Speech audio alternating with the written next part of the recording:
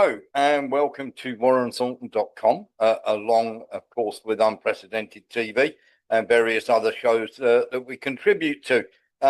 If you are watching on X, you're watching on Kick, you're watching on Rumble, or you're watching indeed on the free week on Patreon at Warren Thornton or The Real Truth 502.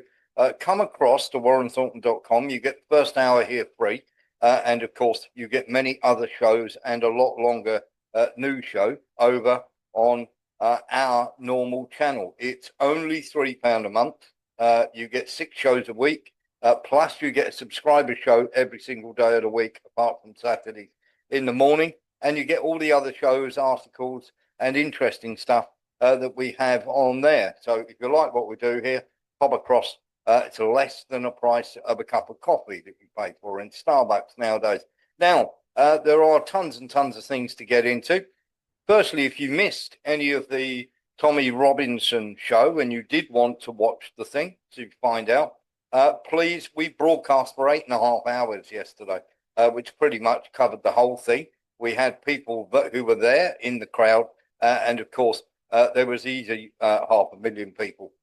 There's Sky and various other people are saying 150,000, but I've seen 150,000 crowds, more than that there. That's but for damn sure. Do go across and watch it. It's over on our Patreon at warrenthornton.com, or indeed it's on X if you want to watch the full 8-hour show. Now, you will have to excuse me this evening. So here comes our 2 stories. You can choose which one you wish to believe. So panicked was I earlier on today and frustrated, I dropped my glasses into the fan and it smashed them. That's why I'm wearing the Michael Caines today. Or you can believe that a snake got into the house in my complete panic, that I threw a fan at it, that it actually attacked the fan, chopped the fan. Not only did the fan chop it up, but also smashed the fan at the same time, which bits of it went flying across the top of my head. Which panicked me no end, and of course I then decided to peg it into the bedroom, dropping my glasses in my cowardice and haste to get away from the bloody thing, and I stood on my glasses and broke. So you can choose whichever one of those 2 stories you like. My heart rate still hasn't quite got down yet. I think I agree with Andy. One. I think the snake story is the best. Mate, I've never bricked myself so much in my life. Right, let's get on with the show. Let's have a delve into something. We've got Lembit Opit coming to join us, the former MP and dater of Sean Lloyd, and of course the cheeky girl. And of course, Lembit is just coming to join us now. Just as I give him the big up, we'll bring him into the studio as a panelist. Here we go. And we should have Lembit joining us any second now, of course. And always welcome, as he is, from Unprecedented TV. Of course, here he is. Lembit, good evening. How the devil are you, sir? Not bad at all. Hello, good to see you. Good to see you on this wet, rain-soaked day in Britain. Yes, it's a bit wet and dreary here, which of course is very annoying because it brings all the slithery stuff out. Let's get into. Talking of slithery, you mean stuff, the Labour Party? That's the one. We've got an absolutely packed show for you tonight. So let's have a little rundown of what we're going to be having for you tonight.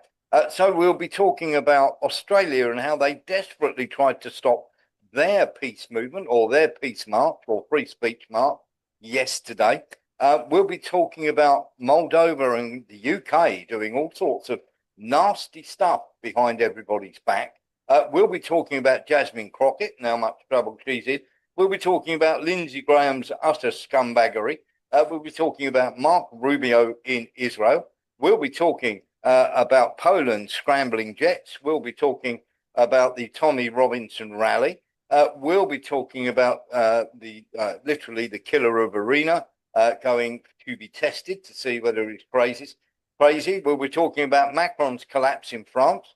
We'll be talking about Starmer doing something very, very stupid indeed. We'll be talking about the tranny lover or transgender lover, should we say, of Mr. Robinson, the shooter of Charlie Kirk, and we'll be getting Lembit's take on that. We'll be talking about the lies. We'll be showing you a video of the lies of Annalena Baerbock. We'll be telling you some very different and very dangerous stuff about Bayer and Monsanto. We'll be talking about BlackRock getting hold of your digital ID. We'll be talking about Lauren Boebert. We'll be talking about duct tape drones, Florida and the teachers who are getting it right in the neck. And of course, we'll be talking about the Palestine state. We'll be talking about Ricky Hatton, who has died today. We'll be talking about Shabana Mahmood. We'll be talking about Stephen King trying to save himself. And we'll be talking about Harry, of course, Prince Harry, crawling around Ukraine. All that's to come. If you like our stuff, please come and see us. It may take a bit longer than 2 hours to get through that, but we have the wonderful Lembit Opik with us to help discuss. How are you, Lembit? Lembit from Unprecedented TV. How are you, buddy? Not bad, but we'll never get through all of that. We'll never get through all of that. That's everything. That's everything. We can't do everything. Well, we do our very best. We'll give you a splash of everything that's out there. And of course, if you like what we do, come across, see us at warrenthornton.com.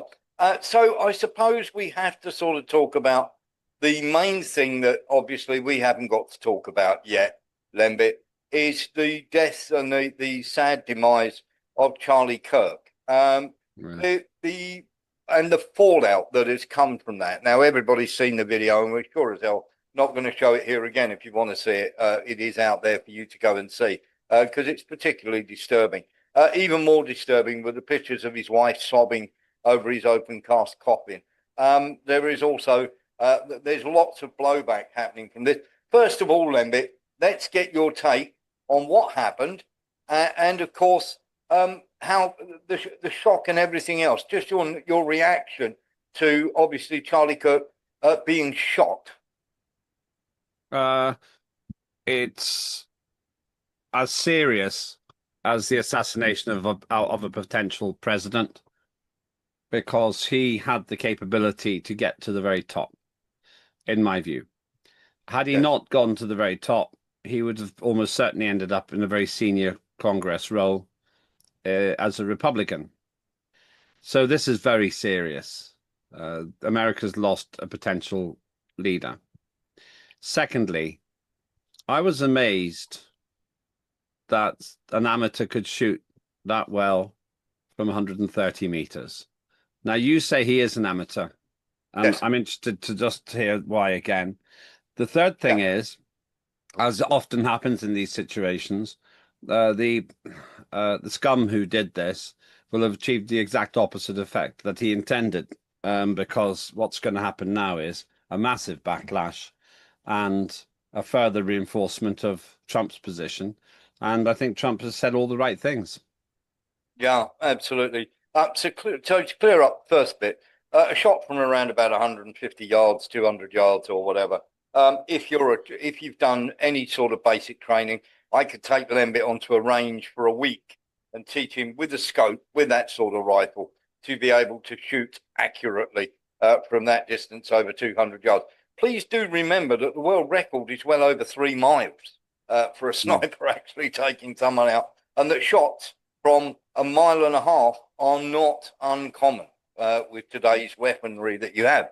Back in the day, in the 80s, doing someone from 800 yards was considered, quite the thing over 0.5 mile. But shots over 1/4 mile are not difficult for anybody with a little bit of training. His father was a law enforcement officer, and he used to go to the range quite often, Lembit. So for him, that would, I mean, obviously, if it's only the first time he's actually shot at someone, it's a bit different when it's targets and then you're shooting at human beings. But having said that, if you are filled with the zeal, if you like, and you don't care if you get caught, then of course you're going to go ahead and do that. And of course, the assassin who doesn't care that he gets caught. Let me just say this straight away. There is not one world leader out there who is safe from an assassin's bullet, but the professionals will not be looking at the shot. They'll be looking at 2 things. Can I get away? And can I shoot from cover? So that is why it's not a professional right from the word go, without even thinking about anything else. 2 things a professional wants to do. He wants to get away and he wants cover to shoot from. If you've got that, you're trained to do the shot. It's so easy. And that's why it's an amateur for me, Lembit. Okay. Thank you. Just a quick, very small technical point. What I don't understand, I used to play with air rifles and .22 guns when I worked on a farm. And what I don't understand is, how do you compensate for gravity? Because by definition, however fast the bullet goes, it's taking a ballistic trajectory. It is. It is. So you have a thing called the Coriolis effect, which is the Earth, obviously. And of course, the longer you distance you fire over, the more the Coriolis effect takes. So you have to take into account. But you've also got to remember you're firing from elevation. So you have a thing called a drop off, which when you fire any round, eventually it's going to lose velocity and it's going to drop. So you have that to take into account for. But if you zero in a scope, your distance and everything, you've got barometric pressure. You've also got wind. And if you are shooting, and there does happen to be a flag up, and everybody always has flags at these events, I think personally they should be banned because they're a sniper's best friend. Literally, the flagpole, when you look at it, the flag will be flying like this, fluttering in the breeze. So say you've got it at this angle, say the angle there, okay, say the angle is 60 degrees, okay, that the flag is flying at, then you know, you divide it by 4 so that you know the wind is roughly 15 miles per hour.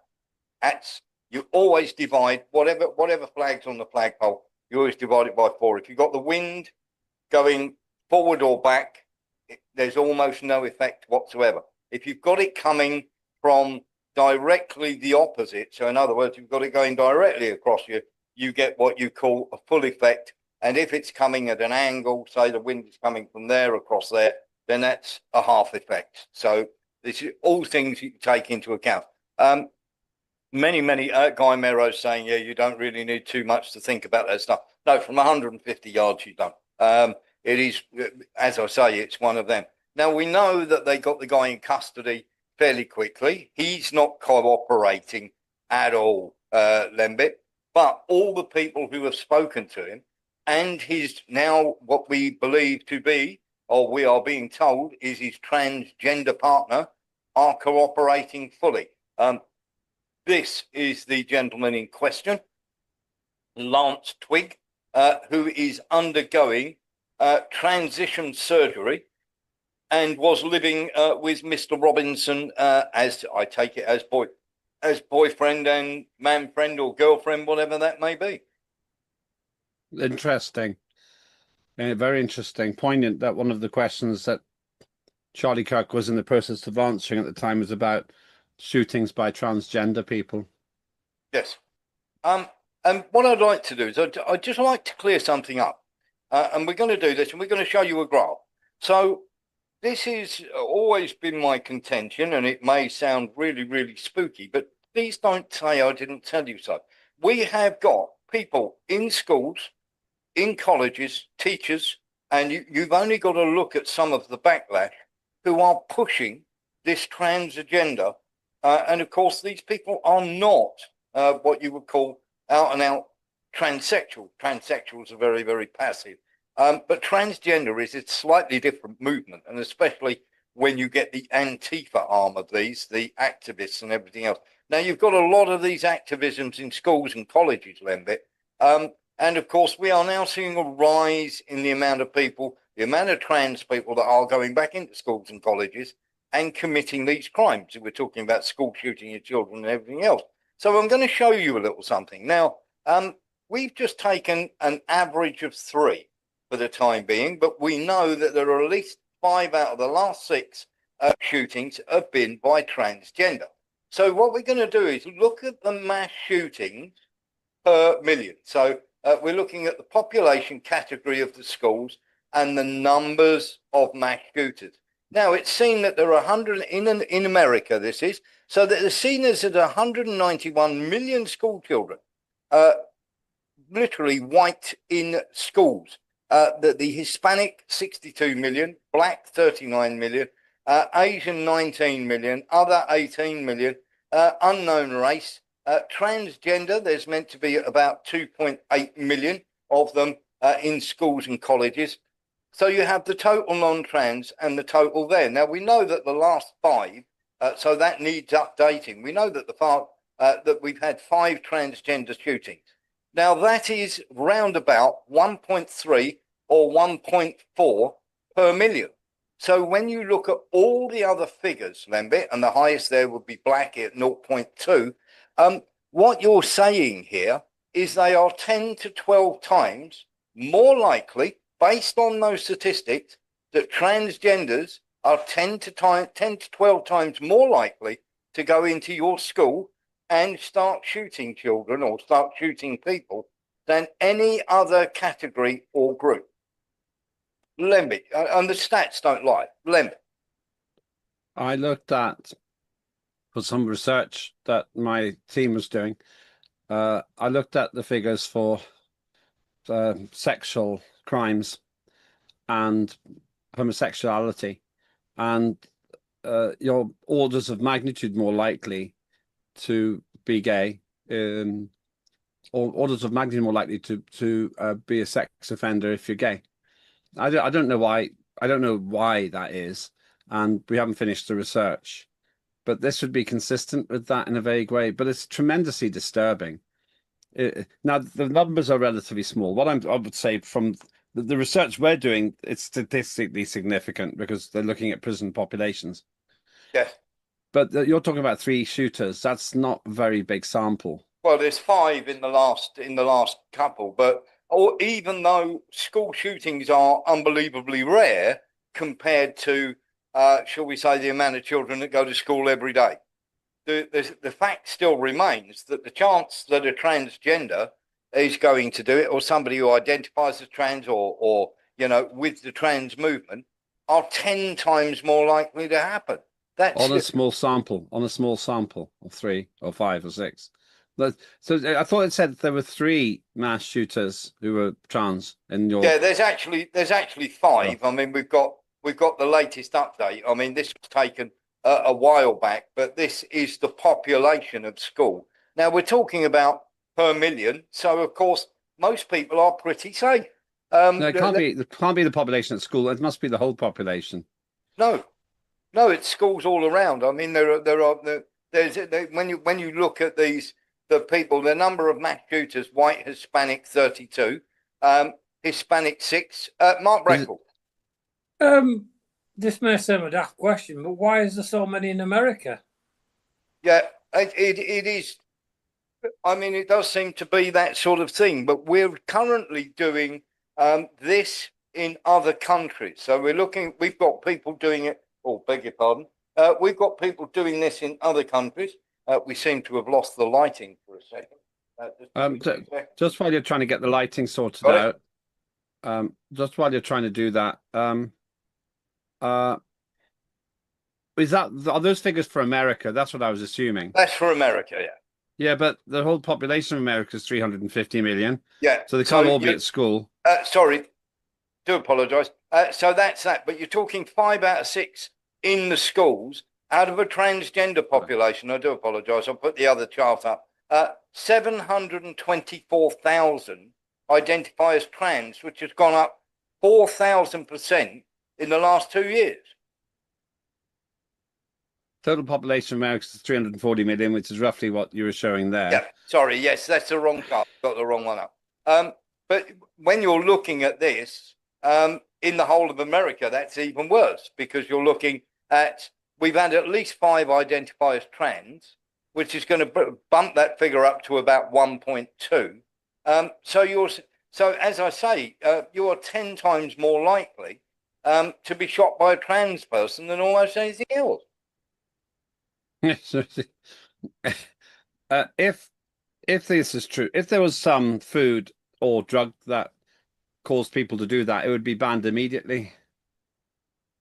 Yes, but what I'm saying is, how do we then account for the fact that there are so many of the, not obviously by the huge amount of people, but why is there such a disparity between transgenders who commit these crimes and all the other groups? Well, first of all, that figure is strange because it suggests that almost 1% of the American population is transsexual. I don't think that can be correct. Or I think identifies that. we identify, yeah. I think, therefore, I don't think that's a natural figure. It's a tiny fraction of a percent in Britain. So this could suggest that all of this endless politicking about it is confusing people Yeah. about what they stand for, because young people are vulnerable and there's peer pressure. I went to an art college with a friend recently, and there must have been 3,000 students there graduating or something, and you could hardly tell which were boys and girls because the fashion seemed to be neither or both. The second thing So, is, we have to understand this, because if there is a correlation between, for example, sex abuse and homosexuality, and if there's a correlation between violent murders and transsexuality, we've got to understand it. Has to be understood. They can't just get an exemption just because they're misunderstood. yes. Well, I suppose what my thing is here really. I mean, there's no when we're talking, and we're talking tend to the more violent ones tend towards, I don't know, trans people or whatever.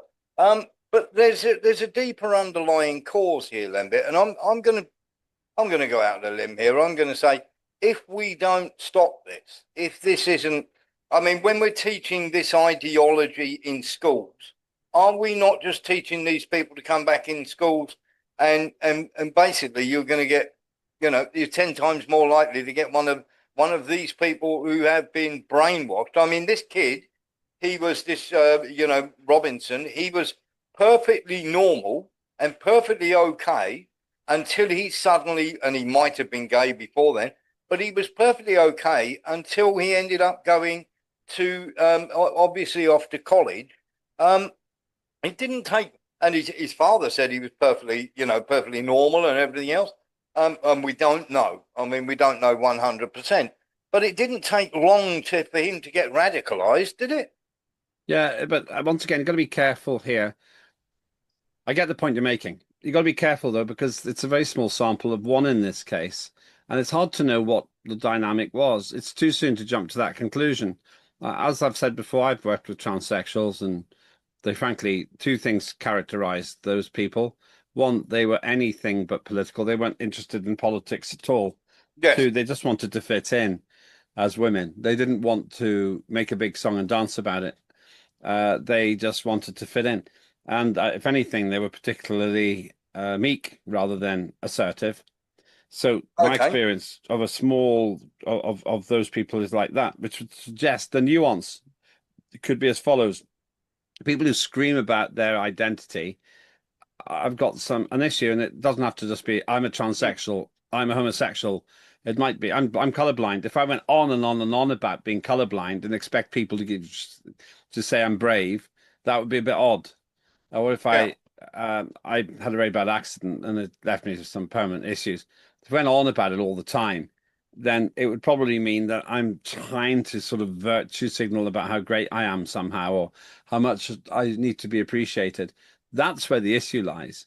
Now, I think the problem, this is a complicated question that you've raised, but I think the problem is we empower people's weakness. We, like, when somebody, you probably have friends, when somebody calls you, you just know it's going to be a moan. They're going to tell Yeah. you all the problems in their lives. And you sort of pick up the phone and you know what you're going to get. In some ways, we're saying to transsexuals and gays people, oh, you've got every right to feel wounded and hurt by society. If you start telling people they've got a right to be resentful, they will be. Yeah. I think you could be right there. Here's where I have a bit of a problem. So we've got this come out now. Florida issues higher standard warning after teacher fired for celebrating Kirk assassination. Were you horrified, or did you fully expect that many academics and teachers to be out celebrating Charlie Kirk's death? I expected it. I expected it because we're now at war between the woke ideology and what I would call the normal mindset. Woke people are so convinced of their own nonsensical, twisted climate emergency worldview that they cannot countenance the possibility of other people being right. They're the kind of people saying, "You don't seriously support Trump, do you?" To which you say, "Well, who would you voted for?" And they go, "Well, Kamala Harris, obviously." And you think, you've got a big problem, mister. And so the reason I would expect this is because this trendy, middle class, self-satisfied clique that thinks it's better than us, they'll still fly their kids all over the world for holidays while preaching climate emergency. Those people live in an echo chamber. What's an echo chamber? It's a chamber of people who all agree with you, so that they don't really meet other people. I was talking to somebody last week who I know well, and she said to me how appalling it was what Trump was doing and how terrible Reform UK was. I just didn't argue because I thought, you're living in that echo chamber. You don't see. Well, I did say, so okay, so who are you going to vote for then? Labour, Conservative, Liberal Democrat? Because whichever of those three you vote for, it's the same thing. And basically what I think we're seeing here is the reaffirmation by these people, because they all go, well, one less problem person in the world. That's how they feel. And they're careless because they've ended up mired in their nonsense to such an extent they don't even entertain the prospect other people have a different view. Yeah, I mean, I find the whole thing fairly awful. I mean, we got a bit of a problem here. I mean, we had Stephen King, of all people, and of course he's been very, very vocal. Stephen King is now panicking and apologising profusely after reading his defamatory statement, attempting to justify Charlie Kirk's assassination could cost him millions in a defamation. I apologise for saying Charlie Kirk advocated stoning gays, which he's never done. What he actually demonstrated was how some people cherry-pick Bible passages. I was wrong and I apologise. I have deleted this post. And people are saying that's not enough. And also, you know, I was wrong and I apologise, blah, blah, blah. Even Ted Cruz came out and said, "You're a horrible, evil, twisted liar." No, he did not. Your party, which you shamelessly shilled for, have done the same thing. I mean, not that Ted Cruz is the bastion of moral virtue, you know, given what he said on the Israel-Gaza front. But it just goes to show, doesn't it? I mean, we've even got people like, would you believe, Brian Cranston coming out with all sorts of nonsense, Lembit, and this just can't be countenanced, can it? Well, Stephen King, the problem, yeah. Oh, interesting. Okay, I'm just looking at what you put on the screen there. Yeah. The problem with Stephen King is he's got a huge following, and it really just reveals what a person really thinks. That's the point. That if it looked like he was being sarcastic or satirical, that's a different thing. Yeah. And there's always that debate, how soon is too soon to make a satirical joke? And that's one thing. Then it's just crass. But he meant it. That's the point. He went to the trouble of putting something down, which was factually wrong, but he meant stoning gays. Essentially, what he seems to have done is make this weird, twisted connection between aspects of the Bible and Charlie Kirk, who was deeply religious somehow. But it's a shame when someone like Stephen King, whose work I have enjoyed, ends up behaving like this.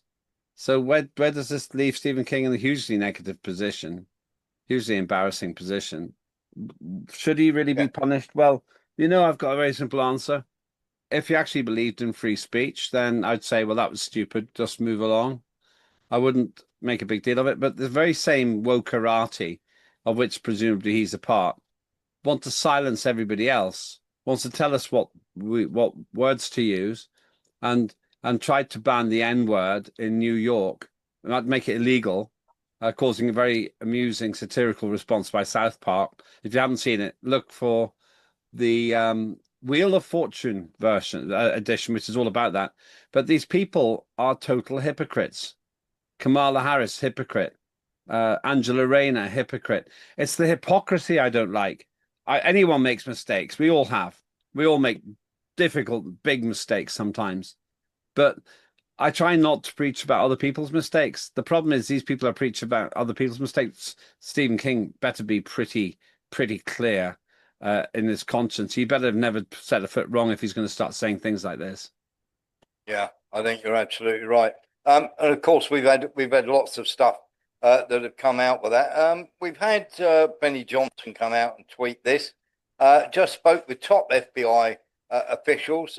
They've not ruled out co-conspirators in Charlie Kirk's assassination. This assumption is premature. This investigation is just beginning. An enormous amount of evidence has been seized, both digital and physical. FBI sources assure me the public will know everything about the dark internet history, chats, affiliations of Kirk's left-wing political assassin. The source then alluded to some online groups attempting to delete or destroy evidence. We think we know who that might be. We have everything. We are focused on the radicalization element. The truth will not be hidden or buried or classified. The public will know. There has been a great deal of conspiracy nonsense, or I would say nonsense, coming out, Lembit, or shall we say people with different opinions? Well, it's hardly surprising, considering that the FBI gawped at a man who was trying to kill President Trump when they were being told that man is going to shoot at Donald Trump, and they didn't do anything. Yes. Very, very questionable. And then there was all of this mess with, I think that the way that it seems that Trump has been obstructed by the FBI. I mean, they're not exactly angelic, are they? So I'm not surprised there's this conspiratorial aspect. I still believe there's a conspiracy to kill Trump. Well, Kirk is one of Trump's confidants. Yes, I think there's absolutely. I'm with you on that one. I think there was a conspiracy to kill Trump. I certainly don't think so in this case. The people are getting cancelled and they're getting fired for and let go by their companies for putting out tweets. Here's just a selection of them. Nice, can we do Ben Shapiro next? So glad his bitch ass got packed. Ben Shapiro next. Someone, J.K. Rowling. They're calling for obviously Joe Rogan to be shot at the top there. I hope they do him next. Ben Shapiro's getting a lot of hit ups. Matt Walsh and everybody else. Now I might not agree with some people, but I never advocate for them getting killed. Lembit? No, it's just too much. And even if you accept that offence is acceptable, this is not acceptable. It's uncomfortable. It's very uncomfortable. It's not funny in any way. No. I mean, and how scrambled are their brains, though, Lembit, to be thinking like this? They're deeply... Well, I think actually they're just living in this little world where they think they can say whatever they want and nobody cares. That's what I think is the problem. Or nobody's going to get them because they live in this little group all over the world in the Western world. And Robin's a joke about resembling shooter in online chat. Well, it's there's a man who went to make a speech at an aviation dinner, and there'd just been a bad accident. And he said, and it was a foreign nation's aircraft, and he made a joke about it being a start, or some really tasteless joke, and they stopped him and marched him off. He wasn't allowed to finish. Dear God. It is quite staggering, isn't it, of course, when you watch all this sort of thing going on. And we'll just get into, because obviously there's going to be more of this coming out. We'll just give you this quick update here. Well, some outlets are reporting that the suspect lived with a transgender partner. Is that accurate? And are investigators looking at this part of his life as a possible motivation? Yes, definitely. And yes, I can confirm that. I know that has been reported and that the FBI has confirmed that as well, that the roommate was a romantic partner, a male transitioning to female. Leaving the trans thing aside, there's people saying now that we're at war, the left and the right, and that the right are beginning to say the left are coming for us. Musk pretty much put out something along those lines to do with Muslims and Christians. Are we seeing the divide now where it's going to are we being pushed into a civil war here, Lembit? Yes, I would say so. I would say that there's an active and ever more obvious agenda here. It's to do with redistribution of wealth, international socialist, almost communist control. The woke agenda is part of it. The trivialization of Christianity, the mocking of Christianity, has occurred in the Olympic Games, in the Paris opening event. The climate scam, all of this is driven by what you might traditionally call the left.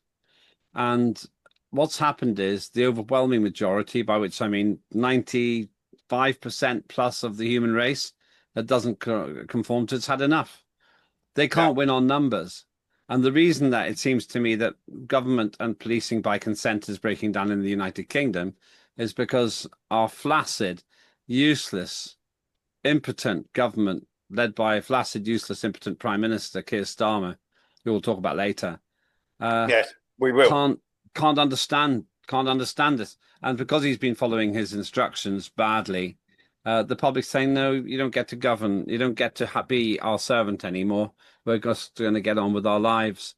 And that's the problem. So it's a strange kind of war, because I think people aren't really going to really be fighting in the streets, to quote The Who, but they're not going to be fooled again, to quote The Who. Absolutely right.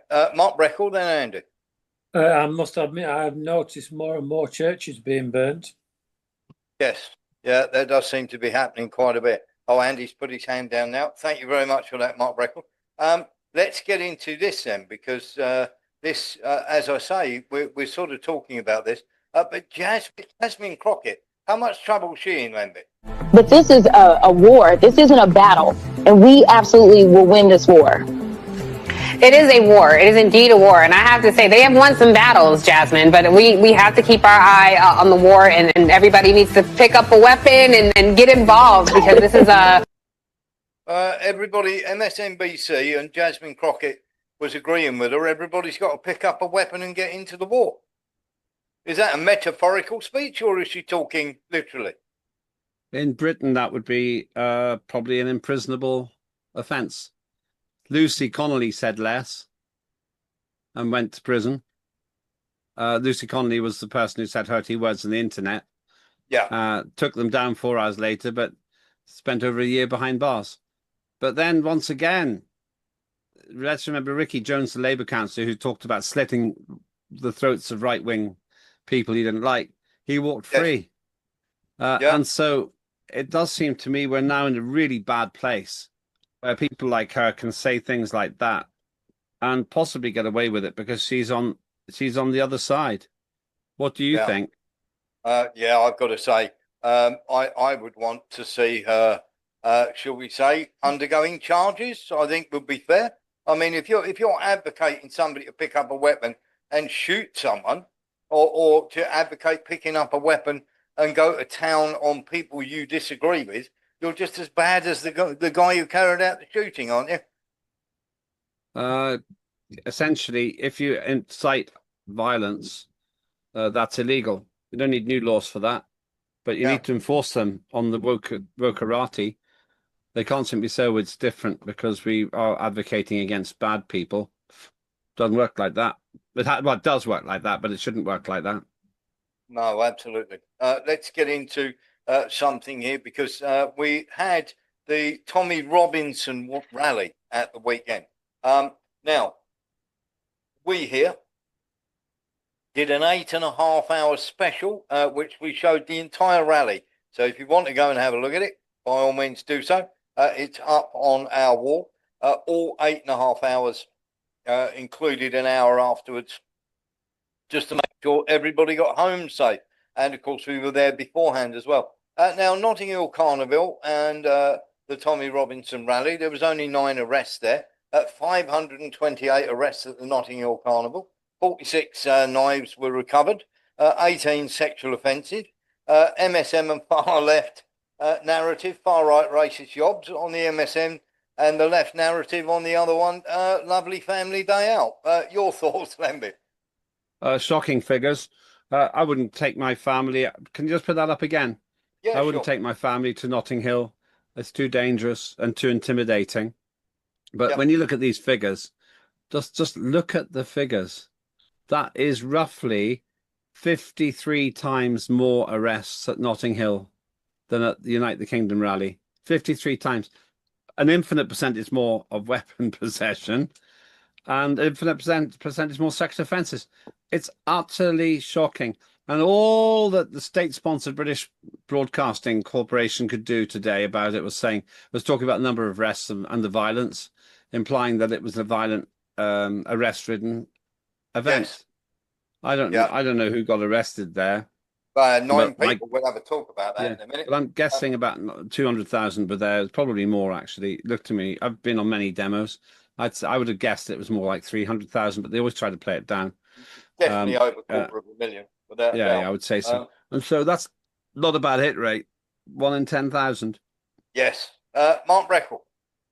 What was the percentage at Notting Hill, white or black, that was arrested? No idea. No idea, but we will look it up for you. Yeah, one of those. It'd be interesting, that one. Okay, we will have a look. Now, Elon Musk gave a speech. If the fight comes to you, you don't have a choice. You have to fight. So you have to rally all of the people of Britain to fight for the future. Let me ask and if this doesn't happen, there won't be a future. Are you ready to fight for your future, Britain? Fight for your future. Do it. Go. Will we be gagged any longer, Britain? So there's that little bit. We're going to look at some other as well. Now, the 9 arrests, the police were grabbing hold of people because they basically tried to stop everybody getting through to the mark. And in most of the cases, they were able to do that. However, the Brits, the people, shall we say, the British people trying to get to the rally, pushed them out of the way. And of course, the police started grabbing a couple of people. They also grabbed a lot of, and this is where the police, this is where the mainstream media are talking nonsense. They also grabbed quite a few Antifa. In fact, 5 of them, we are told, in this scuffle that went on down the road and out of the way between Antifa and some of the people who turned up to, shall we say, sort them out.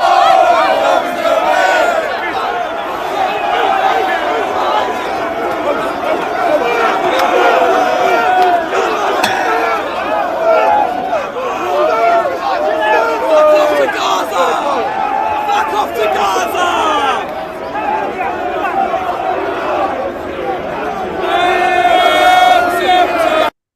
Now, that happened a bit later, obviously, after the football grounds kicked out.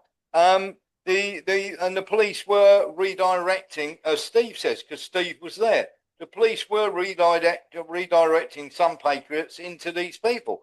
And you're going to get those breakouts. But as we were saying right at the start, Lembit, if you don't want any trouble, just make it illegal for protesters to be on the street on that day. I mean, it's so easy. Well, we know they won't do that because of the total two-tier nature of policing. Let's remember that when people campaigned and protested against the COVID lockdown farce, they were arrested and prosecuted. But when Black Lives Matter completely disregarded the rules, they didn't get into trouble for that, nor did Extinction Rebellion, a bunch of total idiots who are scientifically illiterate and think that there's a climate emergency, but really they just hate the state. They're the same sort of anarchist types and extreme socialists that used to demonstrate in the 1980s against the Tory government. Same people, really, same kind of people. So it's naive to think that we have any kind of objective policing. There are some good police officers, but they're being driven by a state that is willing to put people in prison for hurty words on the internet. Yeah, absolutely. And of course, as I say, the only reason there were any patriot people who consider themselves patriots were arrested because the police were trying to corral people to stop the crowds all coming together. And of course, here's a photo now. This is just down the road from Waterloo Station. So this stretched all the way up, Lembit. If that's stretching all the way up to the stage, there's a damn sight more than 100,000 people there. Yeah, 300,000. My guess is between 300,000 and 500,000. It could be more than that. It certainly wasn't 100,000. But that's because the crumbling state edifice is terrified now. Tommy Robinson, I've met. Well, yeah, I've spent some time with him. Very charismatic. I don't agree with some aspects of his position. Obviously, there are things I just disagree with. But he's charismatic. He's organised. He said this would be big. He's close to untouchable because he has such a commanding following, and nothing's empty vessels like Keir Starmer. I think I can see you put something up from him. People have a right to peacefully protest. It's core to our country's values. We will not stand for assaults on police officers doing their job or people feeling intimidated on our streets because of their background or the colour of their skin. Britain is a nation proudly built on tolerance, diversity and respect. Our flag represents our diverse country and we will never surrender it to those that use it as a symbol of violence, fear and division. I don't remember a peep coming out of Keir Starmer at the Notting Hill Carnival. Let me interpret that for you. Keir Starmer, when he says he'll never surrender it to those that use it as a symbol of violence, fear and division, he means himself, because obviously he uses it as a symbol of violence, fear and division in Ukraine, for example, and his predecessor did it in Iraq. So obviously he doesn't want to surrender, or we should not surrender the British flag to the British government, who only create violence, fear and division. Yes, I mean, this guy is just, I mean, Starmer to come out and say that when he said nothing about the Notting Hill Carnival, which had far more violence, is quite weird, isn't it? Yeah. Let's settle on, say, 500,000, judging by those photographs, 500,000 for this event, and it once again could be more. Notting Hill Carnival gets about 2 million people going there, so if they had 4 times more, then that would be like for like. They had 54 times more. It's just out of all proportion. But apparently that's okay because it's a celebration of ethnicity. I'm not completely sure I support the idea of knife crime as an ethnic right. No, absolutely. Let's have a look at this.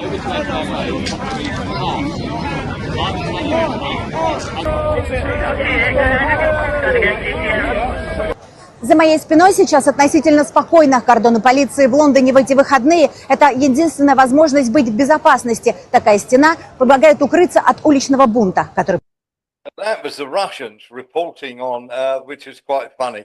That was the Russians reporting on it, saying that Shabana Mahmood had turned around and said this was an utterly violent protest. There's no way this should have been allowed to go ahead. Now, this is the person who's now in charge of stopping the boats.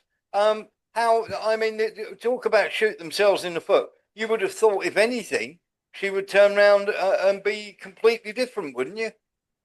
No, I wouldn't. They're in the same situation politically as Ukraine is with its army. They're putting the mental equivalent of totally underqualified people into the cabinet because they've run out of good people, just as Zelensky's run out of good soldiers. And for the same reason, they've been fighting the wrong war in the wrong way with the wrong people. And they're losing now because Tommy Robinson's army is actually at least four times bigger than the British army. Really? And these people in that, I mean, that's not 100,000. No, these people are not violent, as we saw. These people are an army of opinion. Starmer's finished. I mean, Starmer's no longer in control of the country, and he probably never was. We'll come to that later, but never has been because he's got no presence. He's got no charisma. Tommy Robinson is effervescent. I would hazard a guess, Lembit.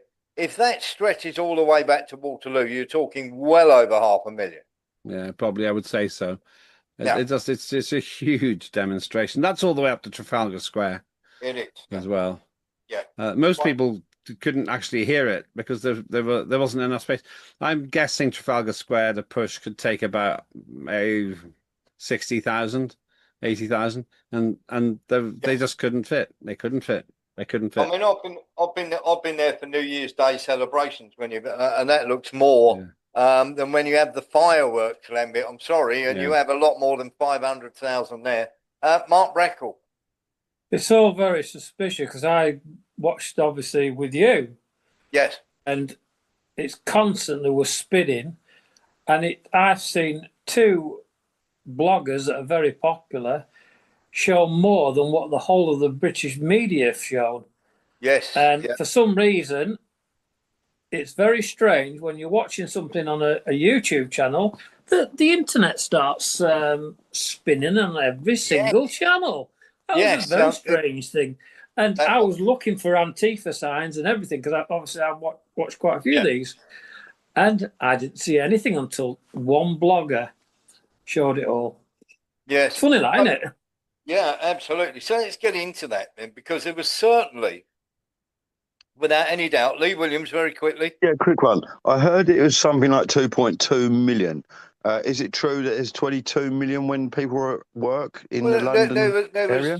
The people watching it on Tommy Robinson's channel was well over 1.5 million, and many have watched it since. But what we do know is that there were people the other side of the river as well taking part in it. So the crowds are going to be much bigger.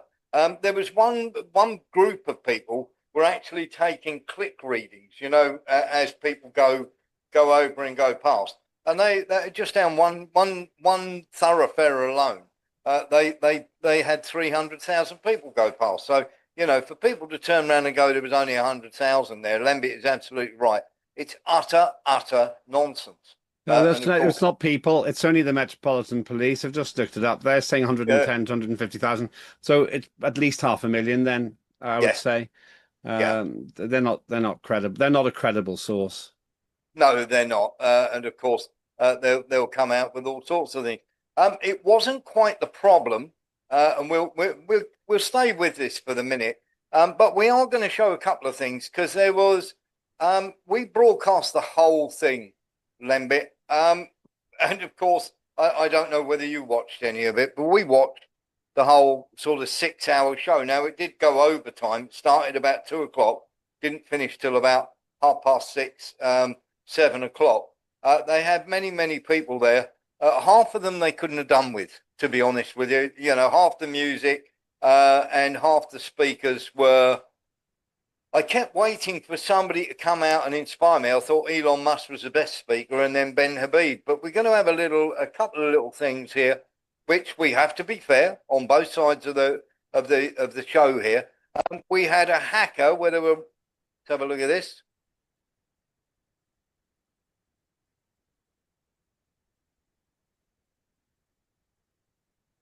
And they decided to have a hacker from a New Zealand band. Where they ripped up the Palestinian flag. And also we had this as well, shall we say. We had a number of, shall we say, flags outside the demonstration. Will it?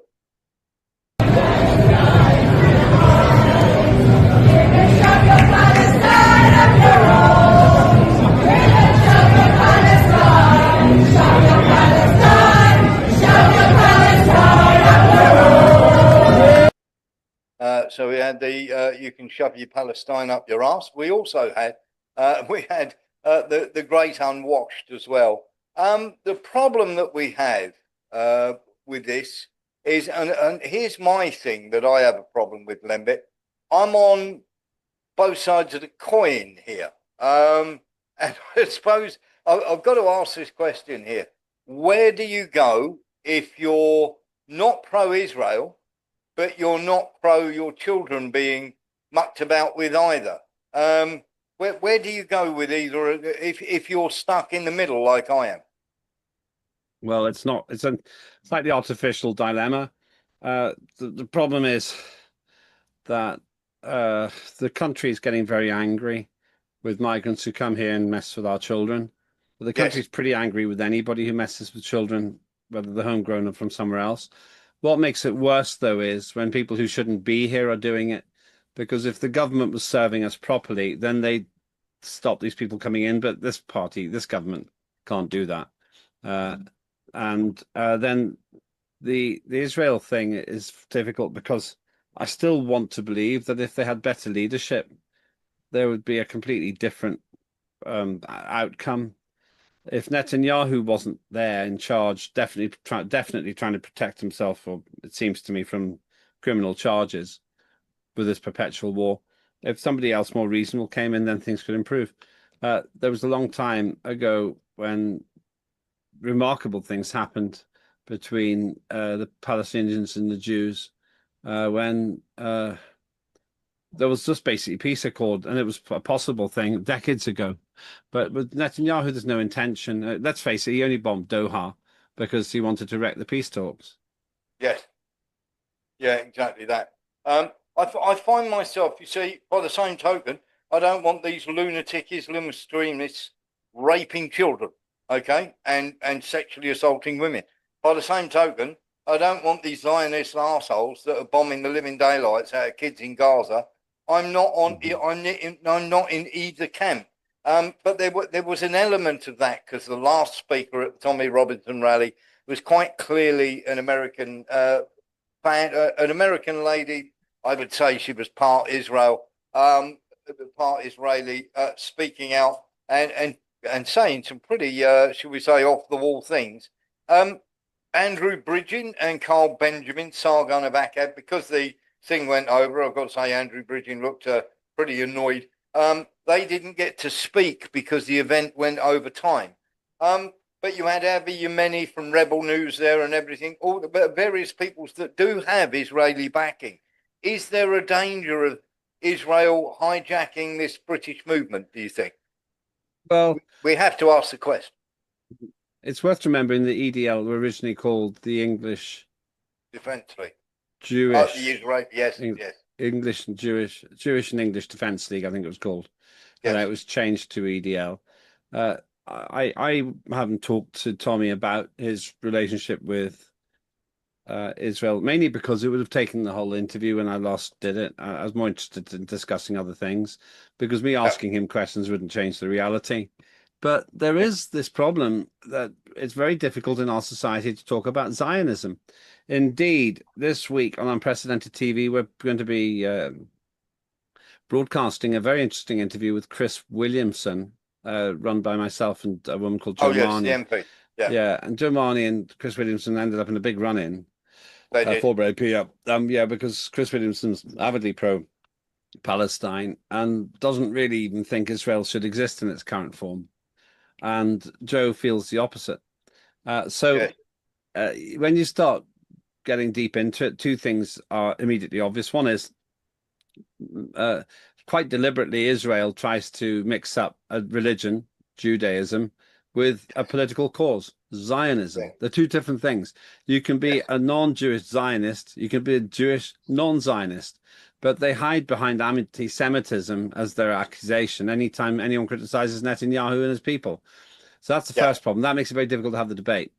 The second thing is that, second last thing I'd say on this is this, that there's a lot of talk about the extent to which this particular group is heavily aligned with the Zionist movement. Forget the Jewish thing, the Zionist movement. Yeah, I don't believe in Jews. I believe Jews completely separate from Zionists. Yeah, it's like saying Tony Blair only invaded Iraq because he was a Catholic. I mean, nobody says that. And so, but it's the same. It's the same. And then you could say, oh, that's anti-Catholic. To criticize Blair's illegal war is anti-Catholic. It's as stupid to say that Benjamin Netanyahu should be hated for what he's doing because he's a Jew. It's as stupid to say that. It doesn't make any sense. It's nothing to do with religion. It's to do with terrible politics, in my opinion. So that's what they do to try to mix things up. And it's a very careless thing to do because it's not true. And people may not be willing to express that it's not true, but you can tell it's not true. Now, the thing is, though, if there's a heavy Zionist, they can have as many Jews as they want in the Unite for Yes, yeah. for Unite the Kingdom March. Doesn't Yeah, matter. Jewish people are lovely. It doesn't matter what their religion is.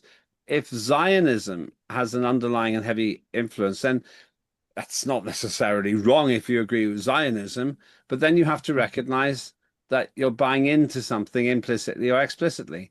So at some point, if this movement keeps going, it's going to have to state its interest here. I note in passing, rather to my surprise, Nigel Farage chose to meet Herzog from Israel when he was here, and then said that Herzog didn't have many friends. It caused a very strong reaction in the social networks. So I understand this is a subject it's very hard to talk about precisely because it's turned into anti-Semitism, and that's completely unreasonable, because you should be able to talk about Zionism, which we haven't even defined in this conversation, but this thing called Zionism, you should be able to talk about it without being accused of being a bigot. Yes. Yeah, one of those. I'm just before I get into this, this is the thing we can do here. We can talk about Zionism. We can talk about Islamism with equal freedom. And everybody's allowed to have their opinion. Isn't that great? And nobody goes off the deep end at each other. Mark Onza and then Mark Breckle. Mark Onza. Yeah, I've just got to add to what Lembit's saying. It's absolutely correct what he's saying, and yourself, Warren. Jewish people would average say are not bad. People don't recognise the difference between a Jew and a Zionist. Your Zionist supporters are an independent state, and they'll do anything to get their independent state, which is influencing world. Your average Jew just comes from, being Israelite. Yes. So well, you remember, it's Mark, knowledge and not knowing difference. Yeah, I mean, if you remember, Mark, we showed a film in Iran where there's 100 synagogues. The Jews openly go and pray in. There's at least 25 in the capital, Tehran, 33 in the capital, 25 of which are open, and Jews go and pray in all the time. So it does seem a weird thing, doesn't it? It does. I mean, we've got to say it, and we've got to say it cautiously. I think Mossad has got a terrible influence around the world with every single government. We don't know what compromise they've got, but it must be bloody good. Yeah, absolutely right. Good call. Good points. Well made. Mark Breckle. Yeah, I've got something else, but I couldn't get into it because I wanted to really ask your opinion on it, because I thought it was very complicated and deep.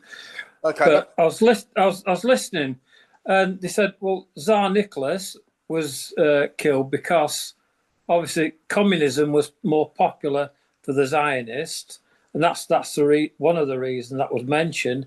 Now, when in 1940, when Churchill went and bombed Germany, that was mentioned. That was either a Zionist or a Jewish thing, because the Jews wanted America to come into the war early, which that was a war crime. Now, the thing is, Hitler said he didn't want to attack Germany.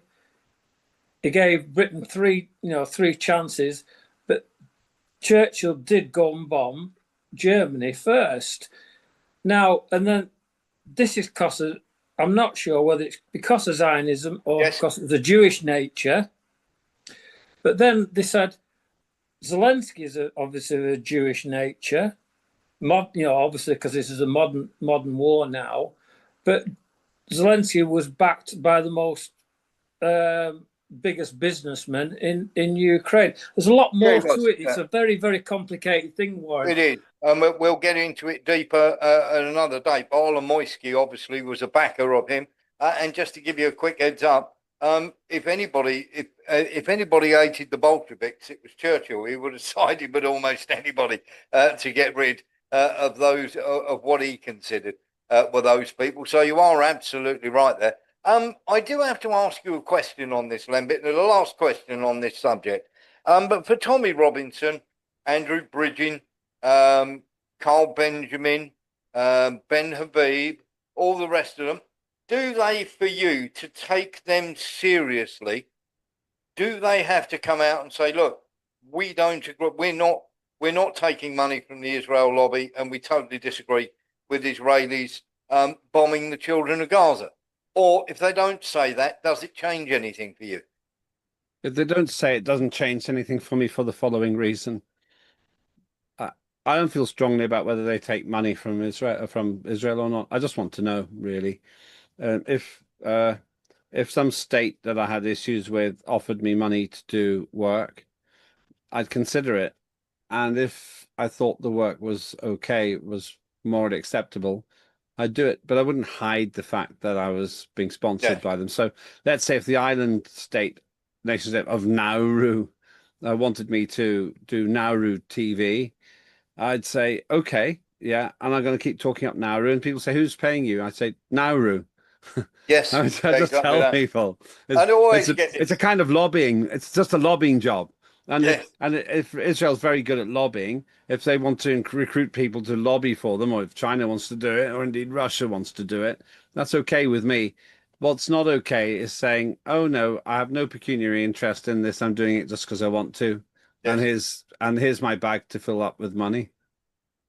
It's one of those where, let me just state this here. This show, WarrenThornton.com, and also Lembit's as well, we don't take money from any government at all. Not Russia, not China, not Israel.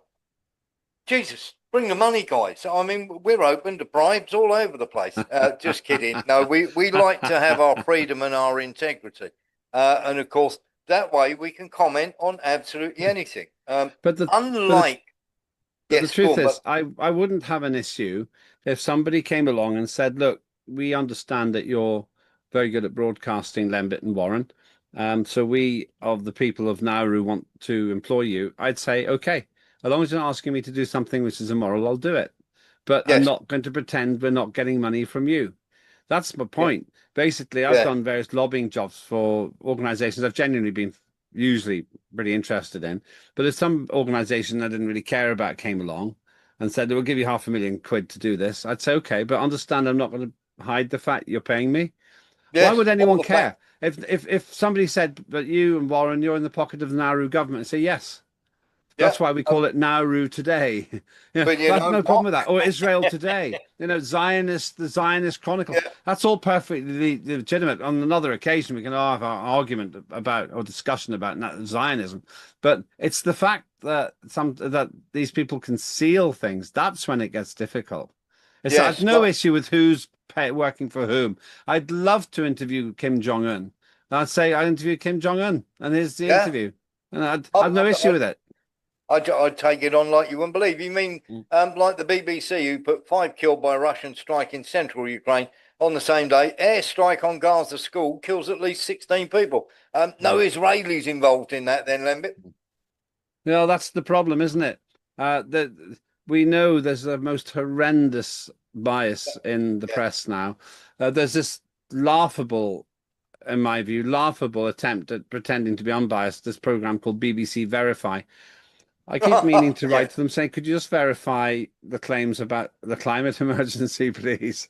Yeah. To which they would say, oh, the science is settled, and then shut up about verification. You're not credible. Yeah, it is quite staggering when you get that. And of course, just to let you know as well, I have been to North Korea, Mark Onder, and I absolutely loved it. The person who didn't love it was a BBC correspondent who sat next to me, because he was followed everywhere he went. And they are lovely people. And I've got to say, I've got a sneaking respect for Kim Jong-un, because he's kept his people safe, and everybody goes, oh, he's a tyrant, and this, that, and the other. Well, is he any different? Okay, so let's accept, I don't think he is, but let's accept that he's a tyrant. First of all, his people love him. Let's accept that he is a tyrant. Is he any worse than Keir Starmer, who is a tyrant? Is he any... You have more freedom of speech in North Korea than you do in the UK.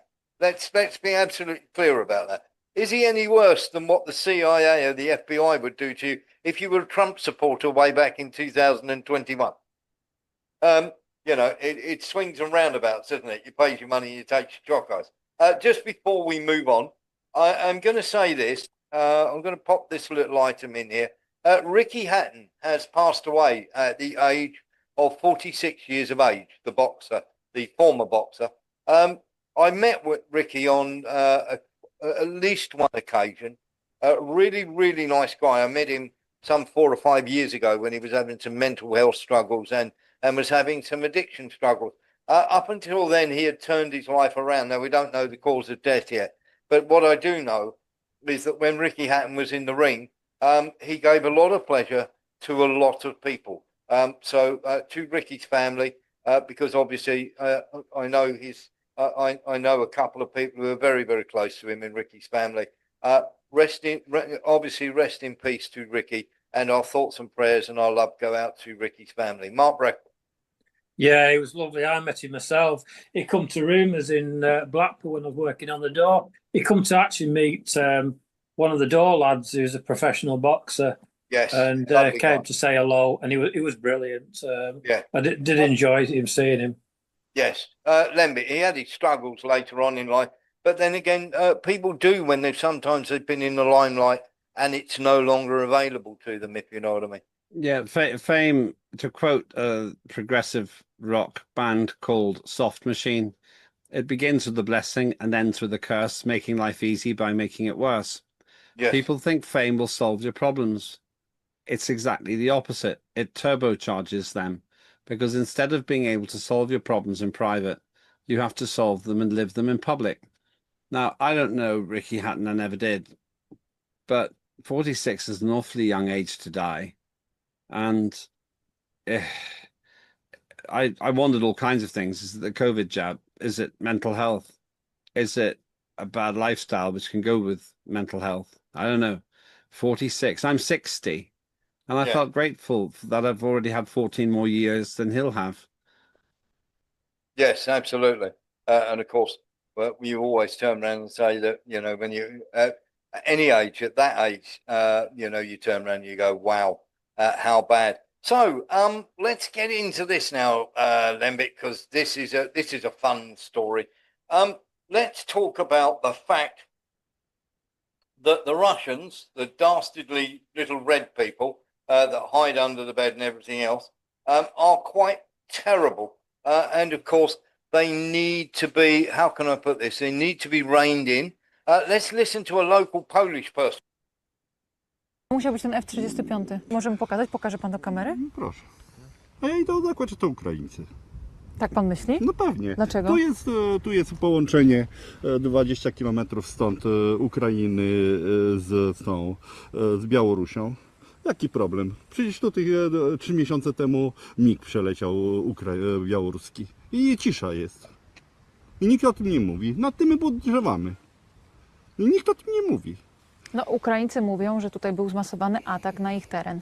No i część dronów trafiła na teren Polski, ale część dronów, mówił Donald Tusk, że była wystrzelona z terytorium, musiała być z Białorusi. Każdy mówi to, co chce usłyszeć. Dlatego nie oglądam telewizji, bo jeżeli pani coś czyta, to pani może do tego wrócić. A papkę, którą podają w telewizji, to nie warto sobie... There's a base poll saying the mush on TV, it's not worth doing. So what we had, Lembit, was this ridiculous lunacy of all these drones flying over that were supposedly came from Russia. And of course, then they very quickly worked out that those drones only had, you know, a certain range. Therefore, they couldn't have flown over on their own. Of course, these drones hit farmhouses. They had no explosives, of course. They hit farmhouses. The Russians have avoided any chance of there being, shall we say, any rear-ups over the last, shall we say, 3.5 years, and now suddenly they've decided they're going to launch this massive attack. Poland even scrambled jets on Saturday, and of course they had to be stood down because there was nothing to see here, Gov, honest. Some of the drones that turned up were absolutely ridiculous in terms of, what can I say, that people were going, oh, there's drones everywhere and this, that and the other.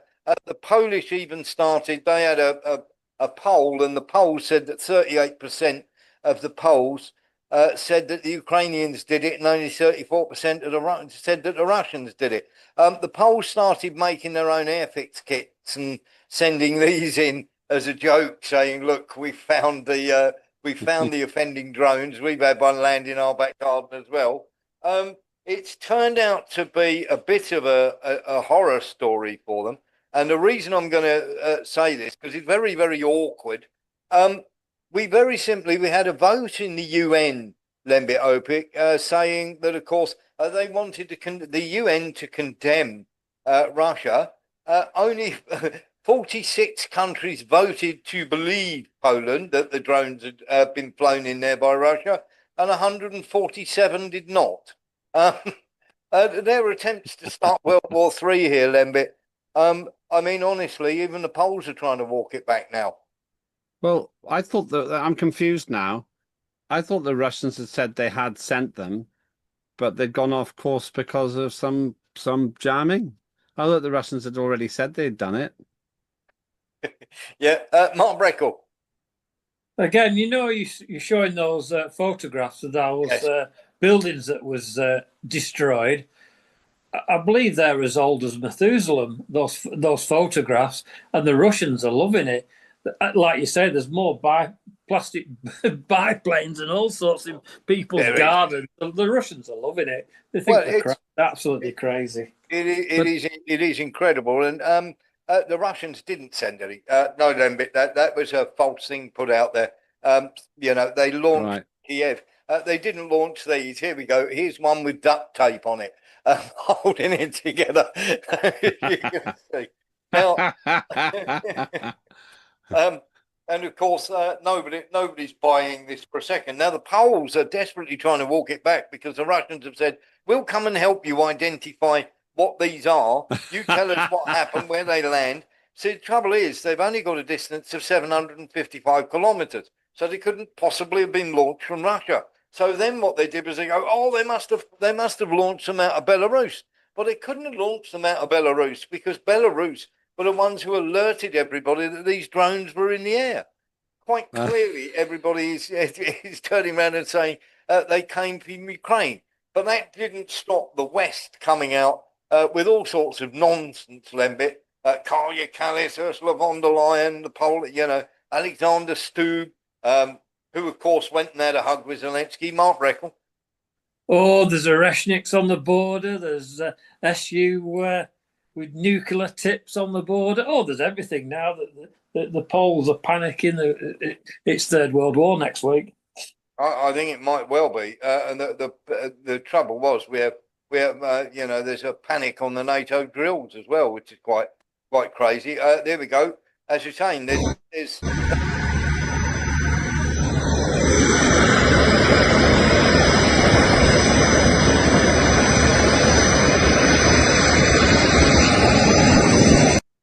now that is a once-a-year Belarusian drill where they get all these missiles out and everything else. And once again, the West has had an absolute meltdown. Oh my God, they're going to fire all these rockets into us, and this, that, and the other. They're certainly, Lembit, they're certainly trying, and of course, guess who's turned up in Odessa?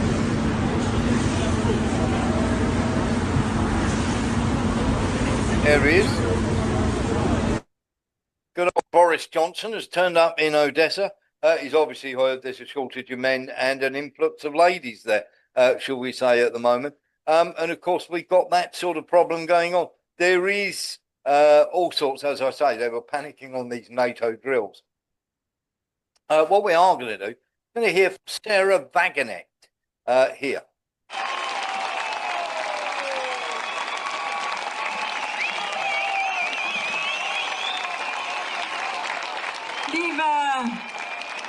Liebe Freundinnen und Freunde, ich finde es großartig, dass ihr alle hier seid, weil was haben Sie denn versucht im Vorfeld nicht zu berichten, uns Steine in den Weg zu legen? Wir haben so gemerkt, dass diese Kundgebung einigen hier in Berlin und vor allem, glaube ich, da drüben im Reichstag und im Kanzleramt ein richtiger Dorn im Auge ist.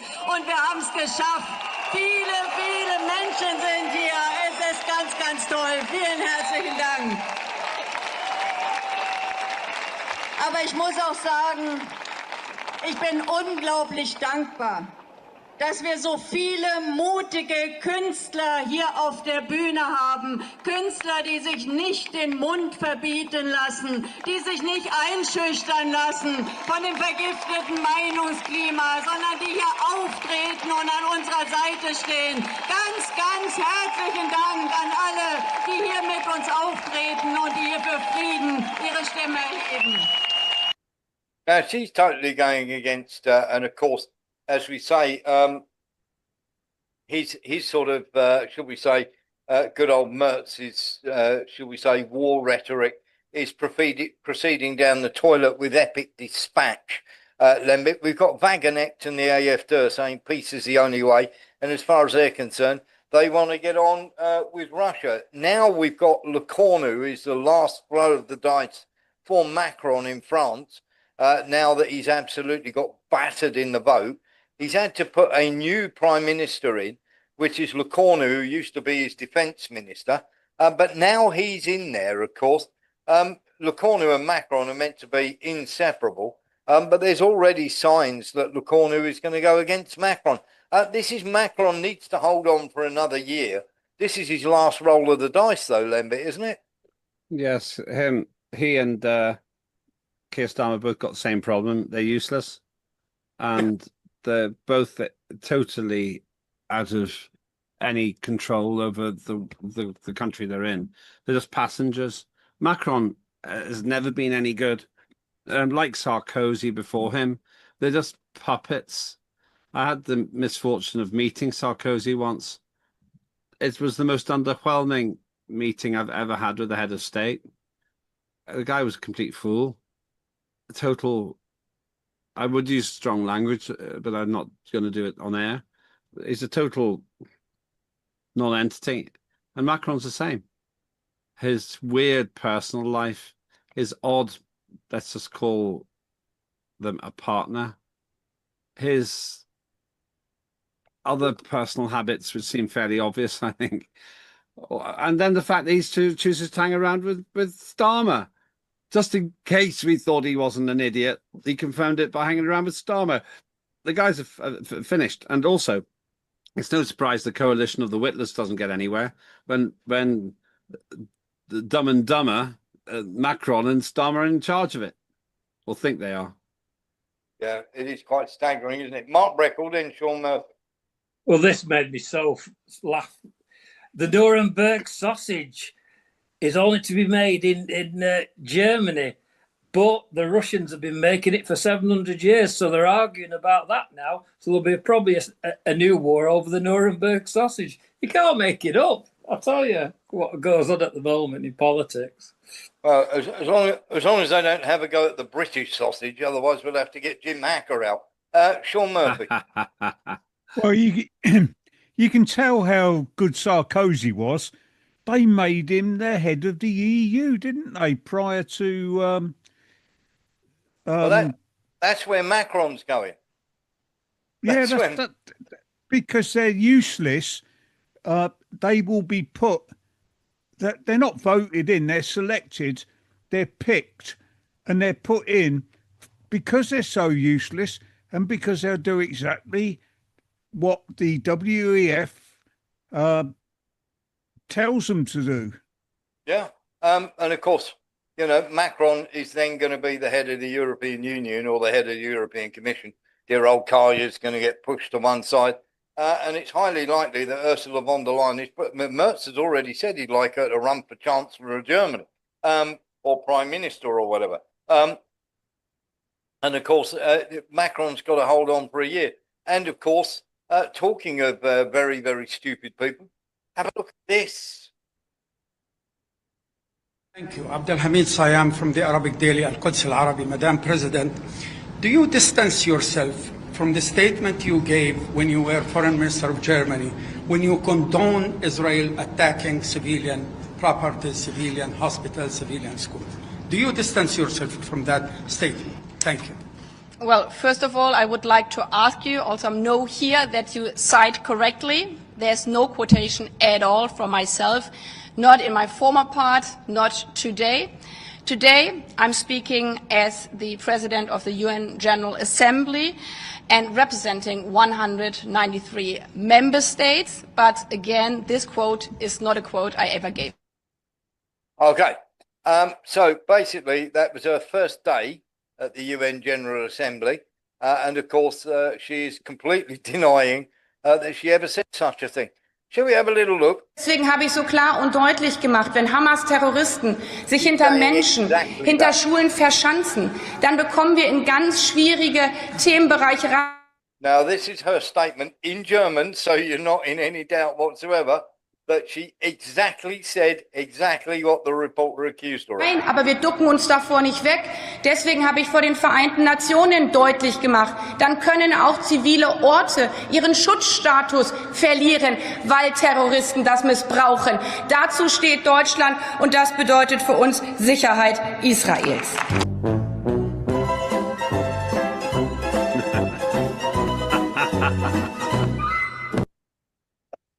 There we are, her first day at Lembit at the UN after she made that lovely promotional video. Her first day at the UN got absolutely battered by the press. And of course, when she came out and said that, she made it 10 times worse because there was her in German coming, not, you know, you couldn't possibly say it was the wrong way around, coming out in German Lembit and lying through her teeth. What did she say in German? She actually turned around and said everything that they'd accused them of. That they were saying, she'd said it was perfectly all right, okay for Israel to drop bombs on Gaza because of what happened on October the 7th. How could she have done that? How can someone not remember something as serious as that? She couldn't surely have thought no one's going to check. She is that thick, I'm afraid. Let's get Andy and then Lee Williams. Andy. Warren, I think you need to send that clip to that journalist. Yes, I think so. Yeah, I was saying that because I couldn't help but tag that little bit on the end and put the bit. Curb Your Enthusiasm music. You know my thing for doing that sort of thing, Andy. I'm very naughty. Lee Williams.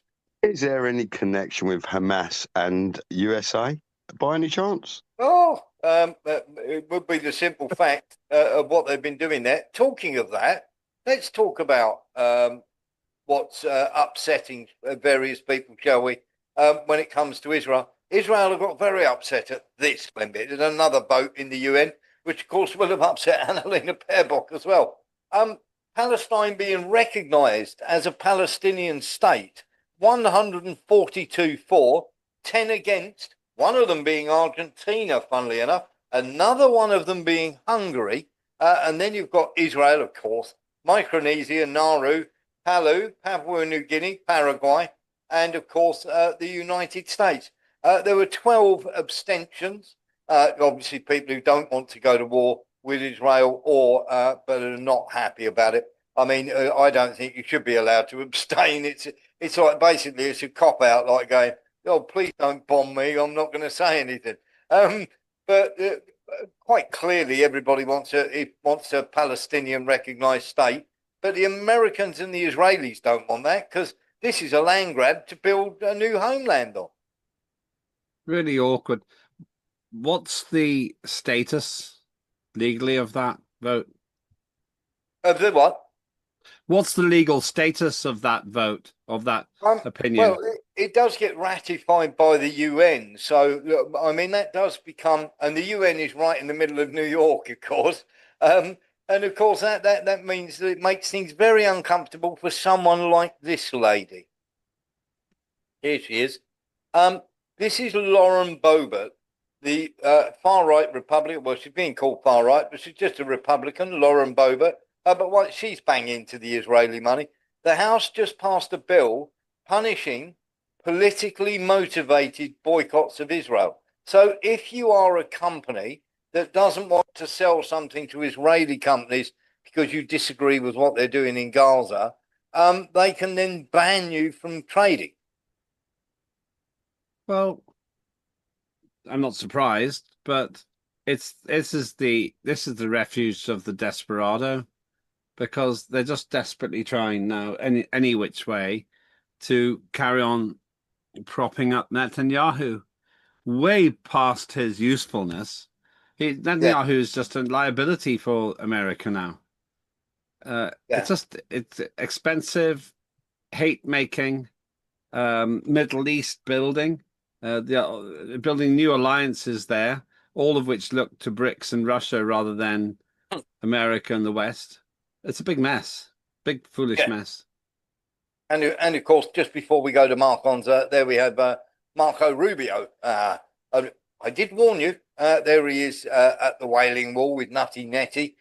He's there on a visit, and of course he's up to, as he usually would be, he's up to no good. There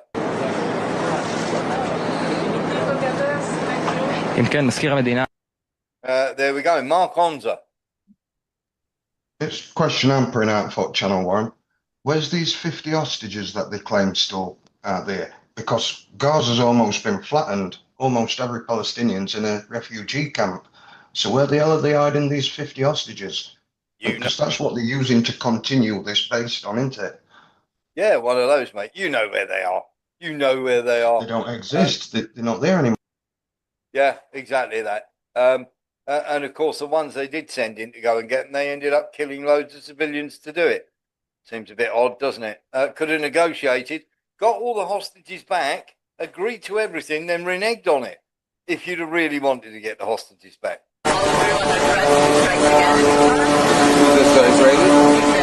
Yeah, look, we're going to meet with them. We're going to talk about what the future holds and what I'm going to get a much better understanding of what their plans are moving forward. What's happened has happened. Obviously, we're not happy about it. Now, there's literally Rubio saying he's not happy about the fact that they bombed Venezuela. Sorry, that they bombed Qatar. It was always in the plans. In fact, we saw the leaked documents that showed that America were perfectly happy for them to go and spank Qatar, and that they were Qatari, American, and Israel and Great Britain had planes in the air doing the spotting when the attack was launched, Lembit. Well, it's pretty open and shut, really. It's a pretty open and shut case, if that's the case, if that's what happened. But then, what do you expect? I'm not surprised by any of this anymore.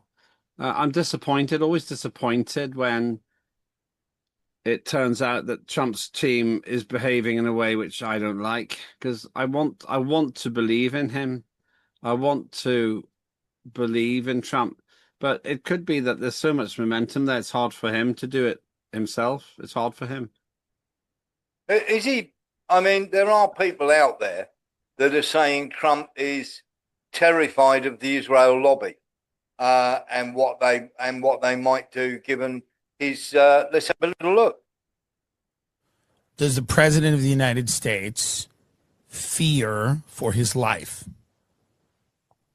Yes. Yes. I mean, obviously he fears for his life. And I was told that he feared for his life before the 2 assassination attempts, one coming within a millimeter of striking his head.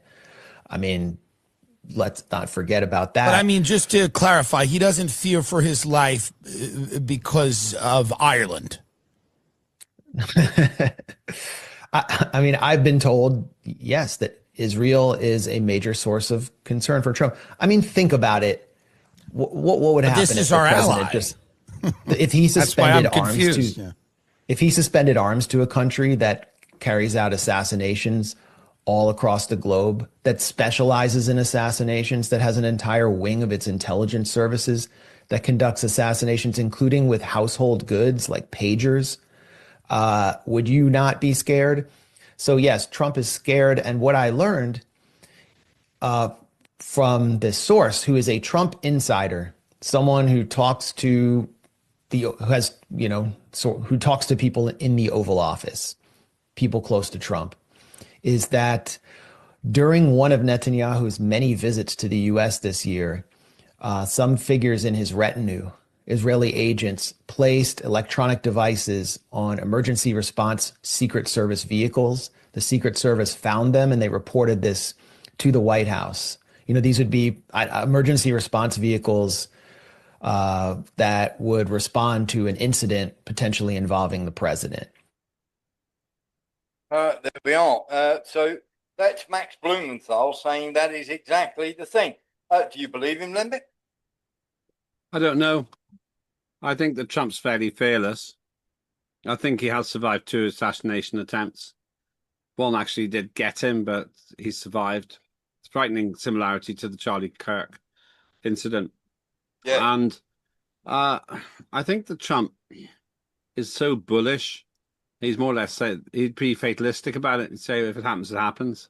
That's what I think he'd say. Yeah. Because also, if he is killed and it can be shown to be Israel, that's the end of Israel, really. Yeah, absolutely. Because there's no way America will ever support Israel again if that's what happens. Yes, Mark Reckle. Well, again, you remember Wiesenthal, and he went. He had people looking for the Nazis. Oh, Simon Wiesenthal, yeah. Yeah, they were very scary then. So they were, yeah, Odessa. I'd say that certain government's just as scary now. Yeah. Okay. Sounds good to me. Something else that Marco Rubio is in charge of. Should we have a little look at this?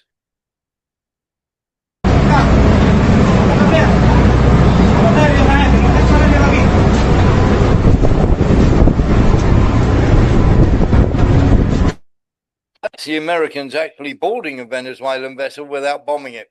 They're making progress. One of those, isn't it? We've actually managed to do that before we bomb the hell out of it. Let's have a little look at this. This is F-35s now landing at what used to be a military air base. Hasn't been used for 10 years. Suddenly we've got tons of F-35s landing in Puerto Rico.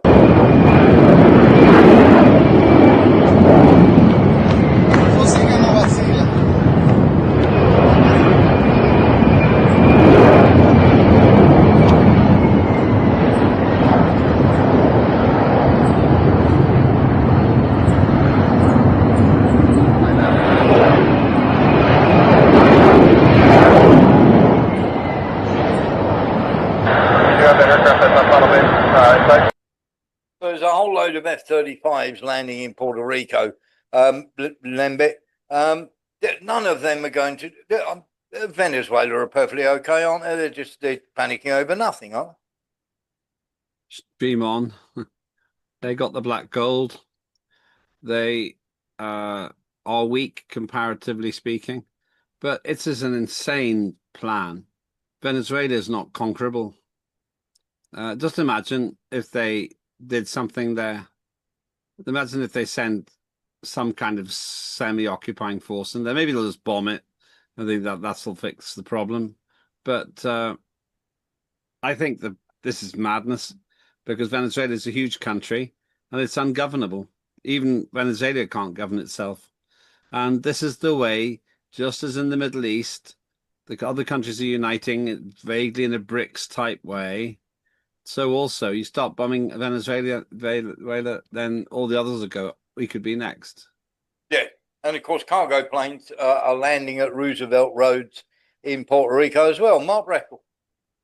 Well, I was listening to a military blogger, and he said it's going to be like a similar to Vietnam. And I believe the terrain is like Afghanistan as well, isn't it? Yeah, not good. So, not good. No, I didn't think they'd... What if you were betting? What chances of America getting a bloody nose? Yeah, absolutely. Let's play bet end of the week then. You've got two selections, Lembit. Which one of these do you think is the biggest moron this week? So let's have a little look. Here's your two candidates, and then we're going to tell you what they've done. Lindsey Graham.